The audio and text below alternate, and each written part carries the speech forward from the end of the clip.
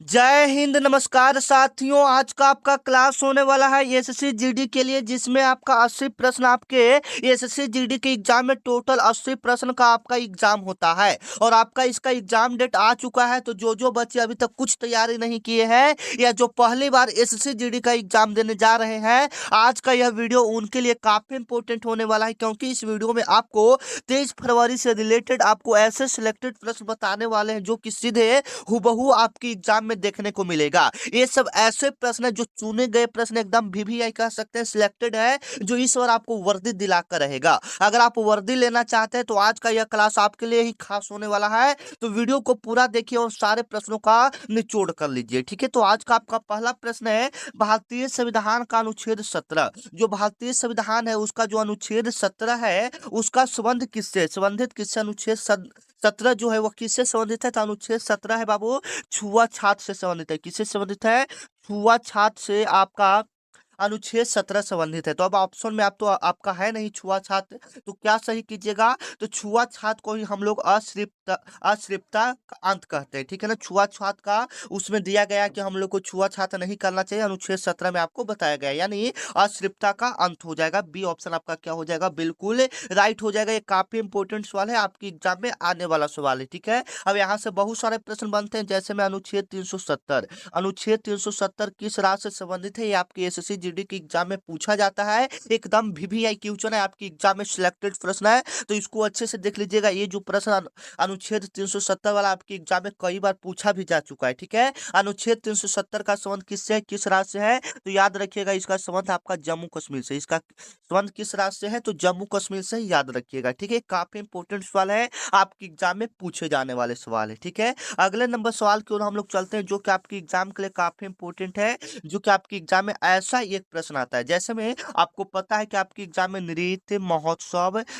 मेला ये सबसे आपके एग्जाम में सवाल बनता है। तो ठीक है, यहाँ पर देखिए क्या कह रहा है, प्रसिद्ध लोसर महोत्सव, एक लोसर महोत्सव है, वह किस राज्य या किस केंद्र शासित प्रदेश में मनाया जाता है। ठीक है, यहाँ पर क्या कह रहा है, प्रसिद्ध लोसर महोत्सव किस राज्य या किस केंद्र शासित प्रदेश में मनाया जाता है? तो बिल्कुल राइट आंसर आ रहा है, यह असम में मनाया जाता है। कहाँ में मनाया जाता है? असम में मनाया जाता है। प्रसिद्ध, याद रखिएगा, प्रसिद्ध लोसर महोत्सव किस राज्य या किस केंद्र शासित प्रदेश में मनाया जाता है? तो असम में मनाया जाता है। कभी कभी आपका पूछता है कि बिहू किस राज्य का लोक नृत्य है? बिहू, बिहू आप लोग समझ रहे हैं ना, बिहू एक लोक नृत्य है। वो पूछता है कि बिहू किस राज्य का लोक नृत्य है, तो याद रखिएगा बिहू आपका असम का हो जाएगा। बिहू किस राज्य का लोक नृत्य हो जाएगा? असम का हो जाएगा। ये आपकी एग्जाम के लिए काफी इंपॉर्टेंट सवाल है। ऐसा एक प्रश्न है आपकी एग्जाम में, यहाँ से मतलब नृत्य से हो गया, महोत्सव से हो गया, मेला से, एक प्रश्न आपकी एग्जाम में पूछा जाता है एसएससी जीडी की एग्जाम में हर साल। यही इसका क्या बोलते हैं, सब्जेक्ट है। नृत्य हो गया,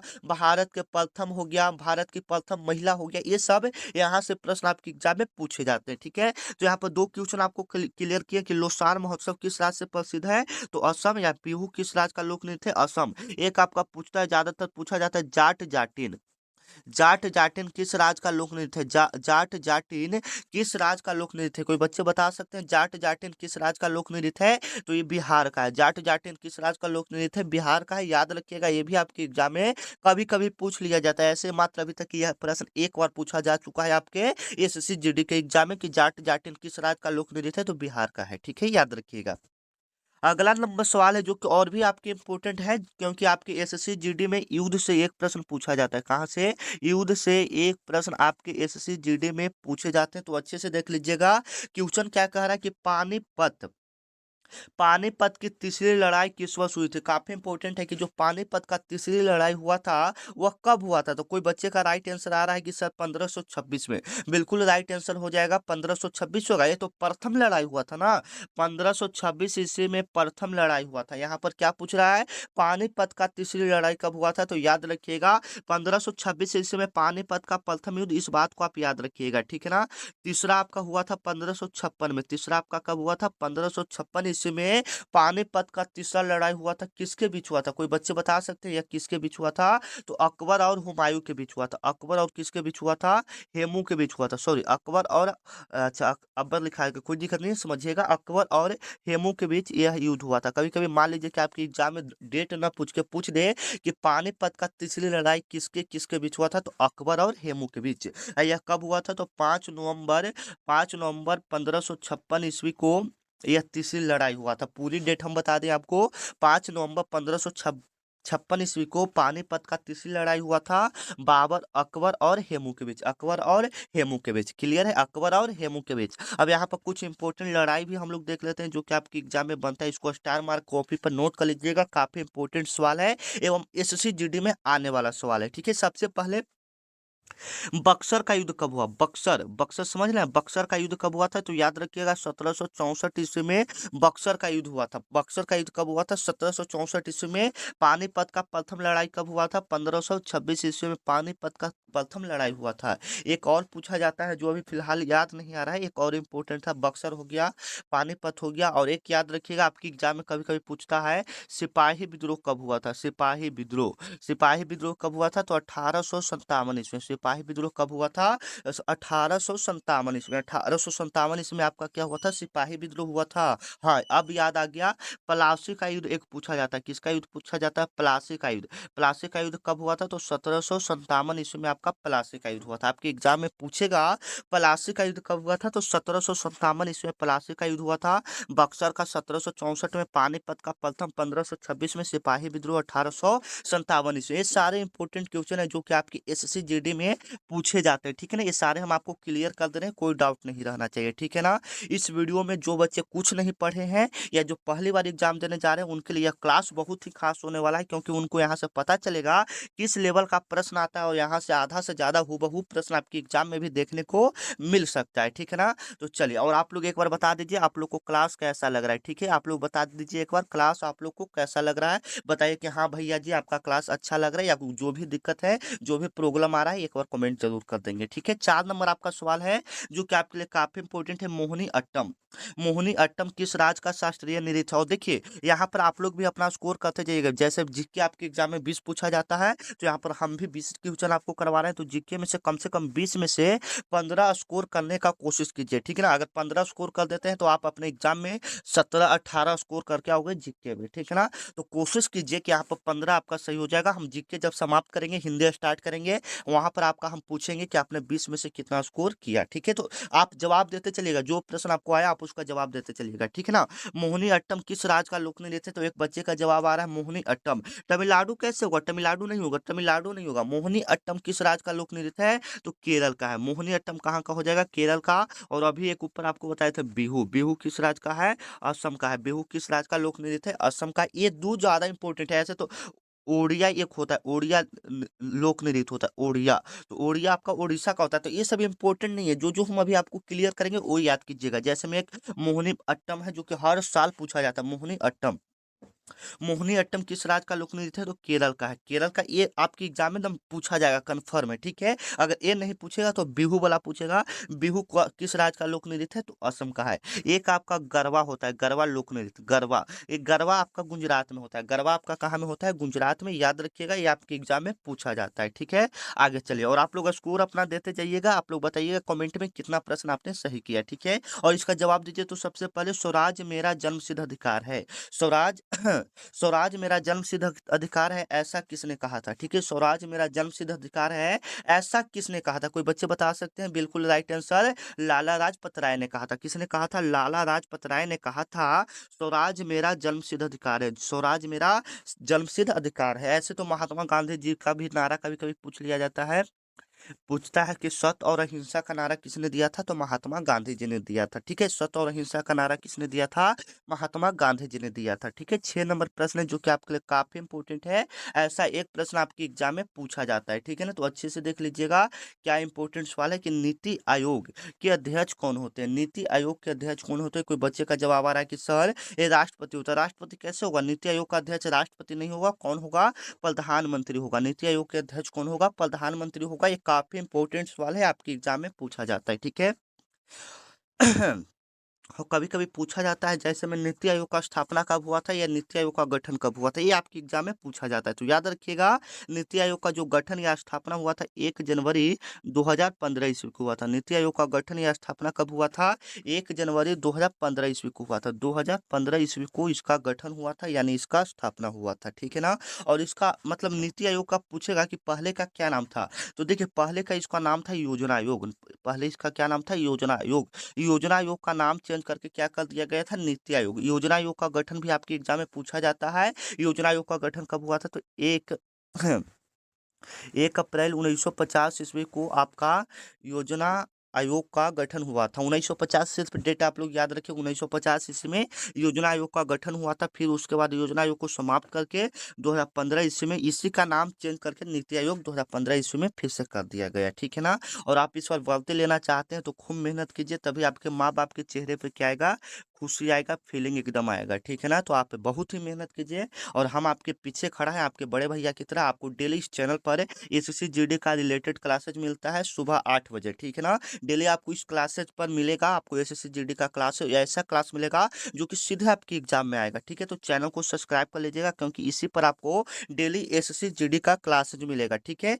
चैनल को क्या कर लेंगे? एक बार सब्सक्राइब कर लेंगे, ठीक है? तभी आपको डेली जो भी क्लास होगा आपको पता चलेगा, ठीक है? चलिए, अगला नंबर सवाल है, जालियांवाला बाग हत्याकांड कहाँ हुआ था? जालियांवाला बाग हत्याकांड आपका कहाँ हुआ था? याद रखिएगा, ये आपका जालियांवाला जो बाग हत्याकांड हुआ था वो आपका अमृतसर पंजाब में हुआ था। जालियांवाला बाग हत्याकांड कहाँ में हुआ था?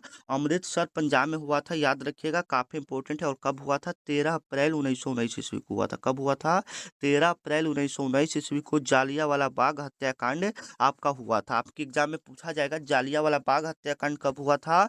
13 अप्रैल 1919 ईस्वी को कहाँ में हुआ था? पंजाब के अमृतसर के जालियांवाला में। जालियांवाला बाग एक जगह का नाम है, वहां पर हुआ था, ठीक है? 13 अप्रैल 1919 ईस्वी को, ठीक है? याद रखिएगा, काफी इंपोर्टेंट सवाल है, ठीक है? 8 नंबर आपका सवाल है, भारत में हरित क्रांति का जनक कौन माना जाता है? ये ऐसे इंपोर्टेंट क्वेश्चन है एसएससी जीडी के लिए, तो आप इसको याद कर लीजिएगा, ठीक है? तो बिल्कुल राइट आंसर आप लोग का आ रहा है M S Swaminathan. M S Swaminathan को हम लोग भारत में हरित क्रांति का जनक कहा जाता है। अगर श्वेत क्रांति का पूछ देगा तो वर्गीज कुरियन हो जाएगा। वर्गीज कुरियन आपका श्वेत क्रांति का जनक हो जाएंगे, ठीक है? अब यहाँ से जो जो इंपॉर्टेंट सवाल यहाँ पर बनता है हम आपको क्लियर कर देते हैं। पहला क्वेश्चन, पहला क्वेश्चन आपका ये बनता है कि हरित क्रांति किस फसल से संबंधित है? तो गेहूं से। सबसे ज्यादा किस फसल से संबंधित है? तो गेहूं से। हरित क्रांति सबसे ज्यादा किस फसल से संबंधित है? गेहूं से। श्वेत क्रांति किससे संबंधित है? तो दूध से। श्वेत क्रांति किससे संबंधित है? दूध से। और एक और आपका आता है, श्वेत क्रांति हो गया ना, एक नीली क्रांति पूछा जाता है। एक आपका क्या पूछा जाता है? नीली क्रांति। तो नीली क्रांति किससे संबंधित है? मछली उत्पादन से। नीली क्रांति किससे संबंधित है? मछली उत्पादन से संबंधित है। ये सारे इंपोर्टेंट है, एक बार हम और क्लियर कर देते हैं। हरित क्रांति का संबंध गेहूं से, श्वेत क्रांति का संबंध दूध से, नीली क्रांति का संबंध मछली से, ठीक है? ये सारे इंपॉर्टेंट सवाल है जो कि आपकी एसएससी जीडी के एग्जाम में इस बार पूछे जाएंगे, ठीक है ना? चलिए, कोशिका की आत्मघात की थैली किसे कहा जाता है? काफी इंपोर्टेंट है। कोशिका के आत्मघात की थैली किसे कहा जाता है? तो एक बच्चे का आ रहा है कि सर माइटोकॉन्ड्रिया होगा। कौन सा होगा? माइटोकॉन्ड्रिया होगा। माइटोकॉन्ड्रिया, बिल्कुल राइट आंसर। कोशिका की आत्मघात की थैली किसको कहा जाता है? माइटोकॉन्ड्रिया को कहा जाता है, बिल्कुल राइट आंसर है। आपकी एग्जाम में आपको पता है विज्ञान से भी एक प्रश्न, 2-3 प्रश्न पूछ लिए जाते हैं, तो यहाँ पर वही वाला प्रश्न आपका जीएस का है, ठीक है ना? चलिए, अगला नंबर 10 का सवाल चलते हैं, जो कि आपके लिए काफी इंपोर्टेंट है। आगा खा। आगा खा कब किस खेल से संबंधित है? काफी इंपोर्टेंट है। आगा खा कब किस खेल से संबंधित है? तो एक बच्चे का आ रहा है कि सर एक क्रिकेट से होगा। क्रिकेट से होगा? बताइए तो फटाफट। आगा खा कब पे किस खेल से संबंधित है? आगा खा कब किस खेल से संबंधित है? तो ये आपका कहाँ से हो जाएगा? कोई बच्चे बता सकते हैं? आगा खा कब किस खेल से संबंधित है? तो ये आपका बिल्कुल क्रिकेट से ही है, याद रखिएगा। अब यहाँ से आपके एग्जाम में कैसा कैसा प्रश्न पूछा जाता है यहाँ पर क्लियर कर लीजिएगा। हॉकी में कितना खिलाड़ी होता है? तो 11 खिलाड़ी होता है। क्रिकेट में कितना खिलाड़ी होता है? 11 खिलाड़ी। फुटबॉल में कितना खिलाड़ी? 11 खिलाड़ी। ये तीनों में आपका 11 खिलाड़ी होता है। इसका शॉर्ट रूप में याद रखेंगे, HCF। HCF का मतलब क्या होता है? हॉकी क्रिकेट फुटबॉल होता है। हॉकी क्रिकेट क्या होता है? फुटबॉल। हॉकी, एच का मतलब हॉकी, सी का मतलब क्रिकेट, एफ का मतलब फुटबॉल। HCF में टोटल कितना खिलाड़ी होता है? 11 खिलाड़ी होता है। याद रखिएगा, ये आपके एग्जाम में पूछा जाता है। या खेल दिवस कब मनाया जाता है? आपके एग्जाम में कभी कभी पूछ लिया जाता है। तो खेल दिवस आपका मनाया जाता है 29 अगस्त को मनाया जाता है। खेल दिवस कब मनाया जाता है? 29 अगस्त को आपका खेल दिवस मनाया जाता है। ठीक है, 11 नंबर आपका सवाल है जो कि आपके लिए काफी इंपॉर्टेंट है कि भारत का सबसे छोटा राज्य क्षेत्रफल के आधार पर कौन सा है? क्षेत्रफल के आधार पर भारत का सबसे छोटा राज्य कौन सा है? तो याद रखिएगा, सबसे छोटा जो राज्य है क्षेत्रफल के आधार पर वो कौन सा हो जाएगा? तो एक बच्चे का ऑप्शन आ रहा है कि सर बी होगा, बी गोवा, बिल्कुल राइट आंसर। भारत का सबसे छोटा राज्य कौन सा हो जाएगा? गोवा, बी ऑप्शन इसका क्या हो जाएगा? बिल्कुल राइट। अगर बड़ा पूछ दे कि सबसे बड़ा राज्य कौन सा है क्षेत्रफल के आधार पर, तो सबसे बड़ा राज्य कौन सा हो जाएगा? राजस्थान हो जाएगा, जिसका क्षेत्रफल क्या है? 3,42,239 किलोमीटर इसका क्षेत्रफल है। 3,42,239 किलोमीटर राजस्थान का कुल क्षेत्रफल। आपके बिहार दरोगा में एग्जाम पूछा गया था एग्जाम में कि जो भारत का सबसे बड़ा राज्य है उसका क्षेत्रफल कितना है? तो 3,42,239 किलोमीटर है। ठीक है, आगे चलिए।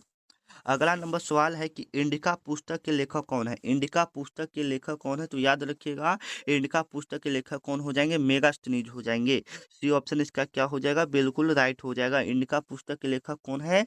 मेगास्थनीज है। ठीक है, काफी इंपोर्टेंट है। 13 नंबर आपका सवाल है, सौर मंडल का सौर मंडल का काफी इंपोर्टेंट है। सौर मंडल का सबसे चमकीला यानी सनशाइन प्लेनेट किसको कहते हैं? सनशाइन, साइन प्लेनेट भी हम लोग लिख सकते हैं। साइन प्लेनेट किसको कहा जाता है? तो शुक्र को कहा जाता है, वेनस को कहा जाता है, या इसको इवनिंग स्टार या मॉर्निंग स्टार भी हम लोग इसको कहते हैं। इवनिंग स्टार पूछेगा यानी सांझ का तारा किसे कहा जाता है? तो शुक्र को कहा जाता है। सांझ का तारा हम लोग किसको कहते हैं? शुक्र को कहते हैं।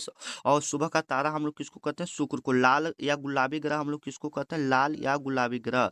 लाल या गुलाबी ग्रह हम लोग किसको कहते हैं? मंगल को कहते हैं। लाल या गुलाबी ग्रह हम लोग किसको कहते हैं? मंगल को कहते हैं। यहाँ पर बुध आ जाएगा, तो सौर मंडल का सबसे छोटा ग्रह कौन सा हो जाएगा? बुध हो जाएगा। ठीक है, और सबसे बड़ा ग्रह कौन सा हो जाता है? बृहस्पति हो जाता है। और हरा ग्रह की बात करेगा, ग्रीन प्लेनेट किसको कहा जाता है? वरुण को कहा जाता है। ठीक है, या सौर मंडल का सबसे 8वां ग्रह कौन सा है? तो वरुण है। ठीक है, आगे आइए। अगला है कि जनगणना 2011 के अनुसार, जनगणना 2011 के अनुसार काफी इंपॉर्टेंट सवाल है। जनगणना 2011 के अनुसार भारत का सबसे साक्षर राज्य कौन सा? सबसे साक्षर राज्य यानी पढ़ा लिखा राज्य कौन सा है? तो पढ़ा लिखा 2011 का जब जनगणना हुआ था उसके हिसाब से सबसे साक्षर राज्य 2011 के जनगणना के अनुसार आपका केरल सबसे ज्यादा पढ़ा लिखा आदमी है। ठीक है, सबसे पढ़ा लिखा कौन सा हो जाएगा? आपका ये हो जाएगा, केरल हो जाएगा। ठीक है, काफी इंपॉर्टेंट है। 15 नंबर आपका सवाल है, रऊफ है। रऊफ कहाँ का प्रसिद्ध लोक नृत्य है? काफी इंपॉर्टेंट है। रऊफ कहाँ का लोक नृत्य, प्रसिद्ध लोक नृत्य है? ठीक है, रऊफ, रऊफ कहाँ से का हो जाएगा? कोई बच्चे बता सकते हैं रऊफ कहाँ का लोक नृत्य हो जाएगा? रऊफ, रऊफ हिमाचल प्रदेश का हो जाएगा। बिल्कुल, हिमाचल प्रदेश या जम्मू कश्मीर, जम्मू कश्मीर या उत्तराखंड या पंजाब का हो जाएगा। तो यह हिमाचल प्रदेश का रऊफ आपका कहाँ का प्रसिद्ध लोक नृत्य हो जाएगा? हिमाचल प्रदेश का। ठीक है, आगे आइए। अगला नंबर सवाल है 16 नंबर, जो कि आपके लिए काफी इंपॉर्टेंट है, याद रखिएगा। ठीक है ना, एक मिनट इसको चेक कर लें क्या।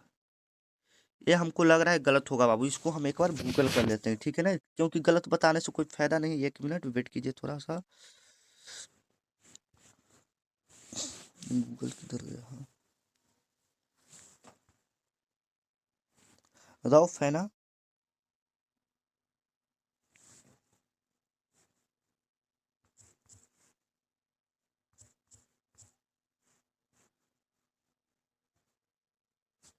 रऊफ कहाँ का लोग मिलते हैं? एक मिनट वेट कीजिए, क्योंकि बता देंगे सही तो फिर गलत बताने से कोई फायदा नहीं है। ठीक है, रऊफ कहाँ का लोक नृत्य है?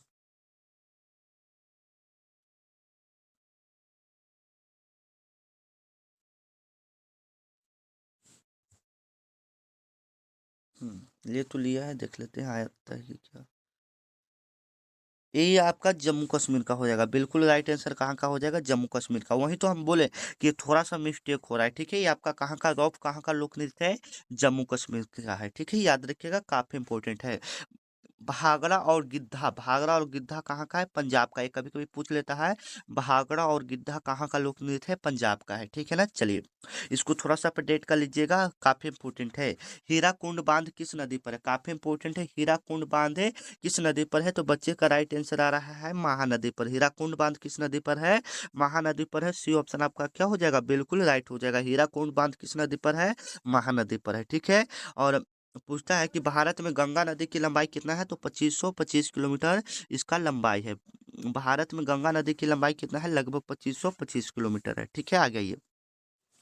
मौलिक कर्तव्यों को संविधान के किस संशोधन में रखा गया है? ठीक है, मौलिक कर्तव्यों को संविधान के किस संशोधन में रखा गया है, तो भाग 4 के ए में रखा गया है। भाग 4 के कितना में रखा गया है, ए में रखा गया है मौलिक कर्तव्य को। ठीक है, और यह किस संशोधन द्वारा रखा गया है, तो 42वां संशोधन जो हुआ था उसके तहत ए रखा गया है। ठीक है, आगे चलिए। अगले नंबर प्रश्न को हम लोग चलते हैं। 18 नंबर प्रश्न जो कि आपकी एग्जाम में आ सकता है। Reserve bank of India RBI का मुख्यालय कहाँ स्थित है? ठीक है, काफी इंपॉर्टेंट है। आरबीआई का मुख्यालय कहाँ स्थित है, तो एक बच्चे का आंसर आ रहा है कि सर इसका दिल्ली होगा।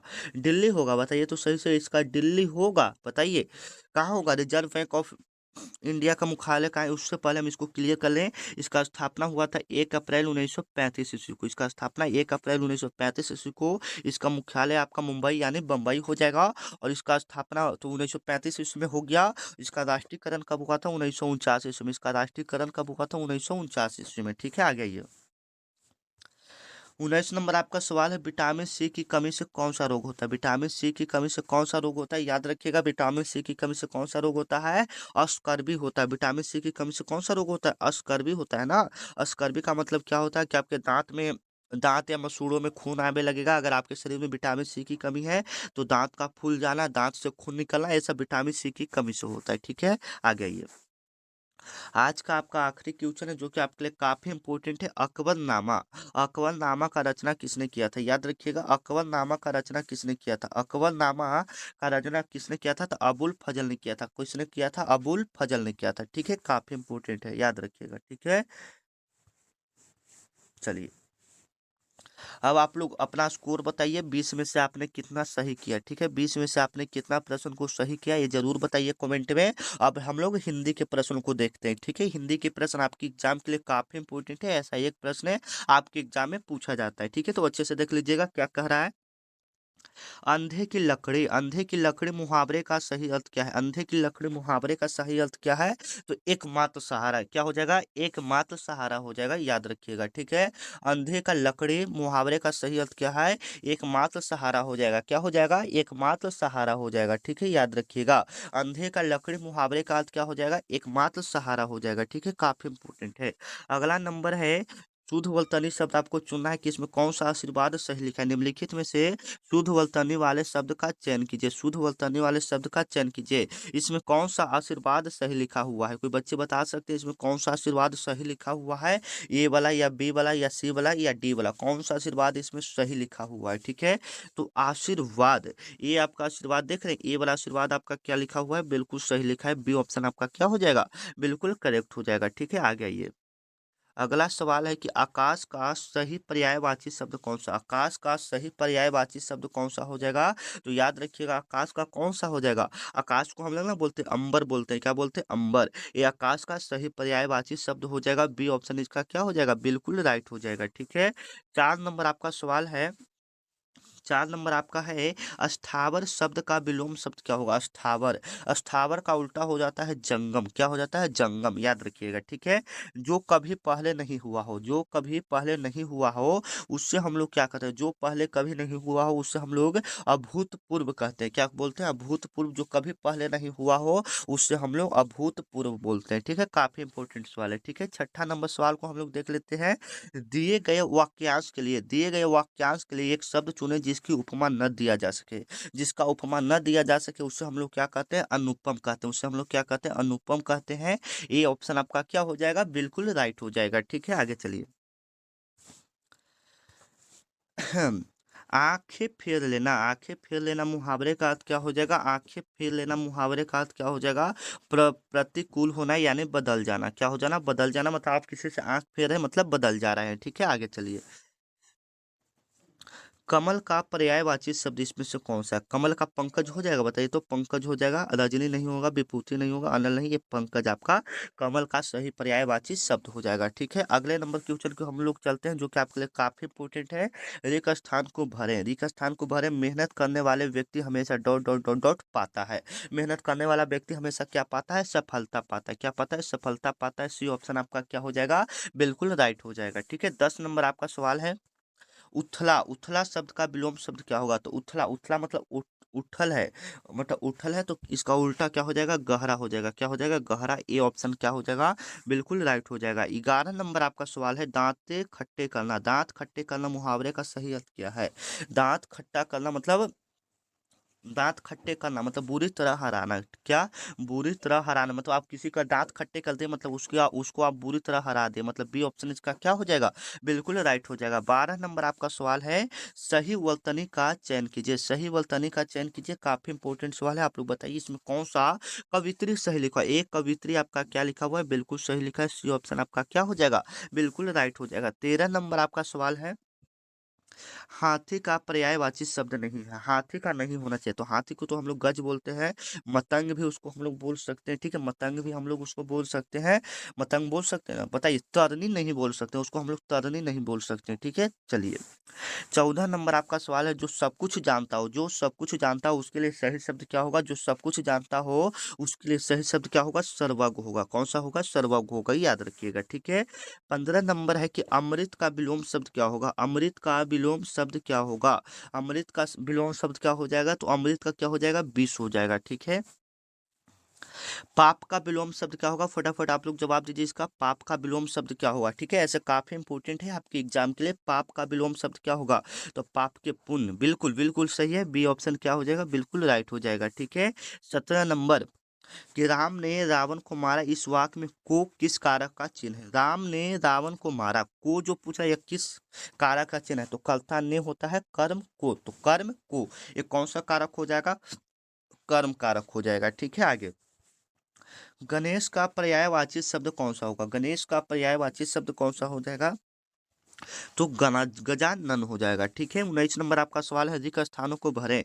डॉट डॉट डॉट भारत एक डॉट डॉट डॉट प्रधान देश है। तो भारत एक कौन सा देश है? कृषि प्रधान देश है। बी ऑप्शन आपका क्या हो जाएगा? बिल्कुल राइट हो जाएगा, ठीक है। 20 नंबर आपका सवाल है, जो कि आपके लिए काफी इंपोर्टेंट है, नाक में दम करना मुहावरे का अर्थ क्या है? नाक में दम करना मुहावरे का अर्थ क्या है? बहुत परेशान करना। तो हिंदी में भी हम यहाँ पर 20 क्वेश्चन को क्लियर किए, तो आप लोग आप अपना स्कोर बताइए हिंदी में कितना आपका सही हुआ, ठीक है। उसके बाद हम लोग किसको देखने वाले हैं? मैथ को देख लेते हैं, ठीक है, क्योंकि मैथ वाला भी काफी इंपॉर्टेंट है, ठीक है। यदि जिस प्रकार मैथ का है तो अच्छे से देख लीजिएगा। जिस प्रकार कलम का संबंध लिखने से, जिस प्रकार कलम का संबंध किससे? लिखने से, उसी प्रकार चाकू का संबंध किससे? तो कलम से लिखते हैं तो चाकू से क्या करते हैं? काटते हैं। तो ए ऑप्शन क्या हो जाएगा? काटना। ए ऑप्शन क्या हो जाएगा इसका? बिल्कुल राइट हो जाएगा। कलम का संबंध लिखना से, उसी प्रकार चाकू का संबंध किससे हो जाएगा? काटना से हो जाएगा। ए ऑप्शन आपका क्या हो जाएगा? बिल्कुल राइट हो जाएगा, ठीक है। 2 नंबर आपका सवाल है, दिए गए विकल्पों में से विषम शब्द चुनिए। विषम मतलब ऑड शब्द चुनना है। इसमें कौन सा? कान, आंख, गुर्दा, नाक, ये सब बताया कि इसमें से कौन सा अलग है? इसमें से कौन सा अलग? तो कोई बच्चे बता सकते हैं इसमें से? एक बच्चा बोला कान होगा। कान कैसे अलग होगा बताइए? तो आंख होगा। आंख कैसे होगा? मतलब जो मन में आ रहा है बोल दे रहे हैं, ऐसा नहीं ना होगा। देखिए, अलग शब्द को हम लोग कैसे चुनते हैं? सबसे पहले कान, आंख, नाक, ये सब आपके शरीर के बाहरी अंग है। देख रहे हैं, कान है तो आपके शरीर के बाहर है, आंख है तो आपके शरीर के बाहर है, नाक है तो आपके शरीर के बाहर है। लेकिन जो किडनी होता है ये आपके शरीर के कहाँ होता है? अंदर होता है। ऐसे आप थोड़ा सा दिमाग लगाइएगा तो आपको जल्दी पकड़ाएगा, ठीक है। देखिए हम क्या बोलना, कान, आंख, नाक, ये सब शरीर के बाहरी अंग है, यानी बाहर वाला अंग है। कान भी आपका बाहर होता है, आंख भी आपका बाहर होता है, नाक भी बाहर होता है। लेकिन जो गुर्दा यानी जो किडनी है वो आपका कहाँ होता है? शरीर के अंदर, पेट में होता है। ये तो आपको सभी को पता है, तो ये आपका क्या हो जाएगा? एक अलग हो जाएगा, ठीक है। इस प्रकार से अलग। अब कोई बच्चा कहेगा कि ये तो सब तो शरीर का ही ऑर्गन है, तो ऐसा नहीं है। यहाँ पर आपको चेक करना पड़ेगा कौन बाहरी है और कौन अंदरी है। तो बाहर कान, आंख, नाक, किडनी आपका शरीर के अंदर हो जाएगा, ठीक है। 3 नंबर आपका सवाल है, जो कि आपके लिए काफी इंपोर्टेंट है, अच्छे से देख लीजिएगा। यदि निश्चित कूट भाषा में कैट को 3120 लिखा जाए, यदि कैट को 3120 लिखा जाए तो डॉग को क्या लिखा जाएगा? काफी इंपोर्टेंट है। यदि निश्चित कूट भाषा में कैट को 3120 लिखा जाता है तो डॉग को क्या लिखा जाएगा? ठीक है, तो देख लीजिएगा CAT। तो सी आपका 3 नंबर पर आता है। ए आपका कितना नंबर पर आता है? ए नंबर 1 नंबर पर। और टी आपका 20 नंबर पर। तो वहीं लिखा है 3 1 20 लिखा। उसी प्रकार से हम लोग डॉग का करेंगे। तो डॉग आपका 4 नंबर पर आएगा। सभी को पता है डॉग आपका कितना नंबर पर आएगा? 4 नंबर पर। ओ आपका 15 नंबर पर। ओ आपका कितना नंबर पर आएगा? 15 नंबर पर। और जी आपका कितना नंबर पर आएगा? 7 नंबर पर। 4 15 7, यानी यहाँ पर बी वाला ऑप्शन क्या हो जाएगा? बिल्कुल राइट हो जाएगा, ठीक है। 4 नंबर आपका सवाल है, जो कि आपके लिए काफी इंपोर्टेंट है, श्रेणी को पूरा करें। श्रेणी को आपको पूरा पूरा करना है। 2 से 4, 4 से 8, 8 से 16, 16 से 32। अगला पद क्या होगा? 2 दूनी 4, 4 दूनी 8, 8 दूनी 16, 16 दूनी 32। तो 32 दूनी क्या हो जाएगा? आप लोग कमेंट कीजिए इसका राइट आंसर। ठीक है, हम आपके लिए यह प्रश्न को छोड़ते हैं। ठीक है, 5 नंबर आपका सवाल है जो कि आपके लिए काफी इंपोर्टेंट है। यदि प्लस का अर्थ भागा होता है, ठीक है, यहाँ पर थोड़ा सा चेंज कर कर दिया है, क्या जहाँ पर प्लस है तो वहां पर क्या लगा देना है? भागा। जहाँ पर माइनस है वहां पर प्लस है। इतना इतना दिया है तो इतना क्वेश्चन का सॉल्व करें। ठीक है, तो हम देखिए हम करते हैं। 8 है, अब प्लस का अर्थ क्या करना है? भागा करना है, तो भागा 2 कर देंगे, भागा।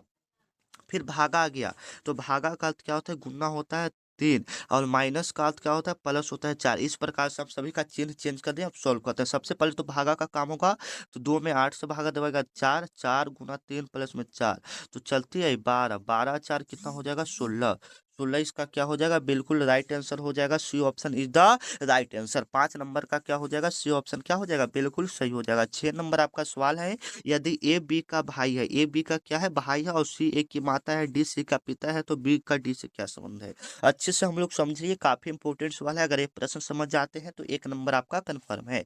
ए जो है से बी का भाई है, मतलब ये दोनों आपस में क्या है? भाई है। ए और बी क्या है? आपस में भाई है। ठीक है, मान लीजिए कि आप 2 भाई हैं, तो मान लीजिए ए और बी आपस में क्या है? भाई है। सी ए का माता है, जो सी है ना, वो ए का माता है, मतलब ये दोनों का माता हो जाएगा। फिर से क्लियर कीजिए, सी जो है से ए का माता है, तो ये दोनों भाई है, तो एकरे माता, दोनों के माता हो जाएगा। सी क्या हो जाएगा? माता हो जाएगा।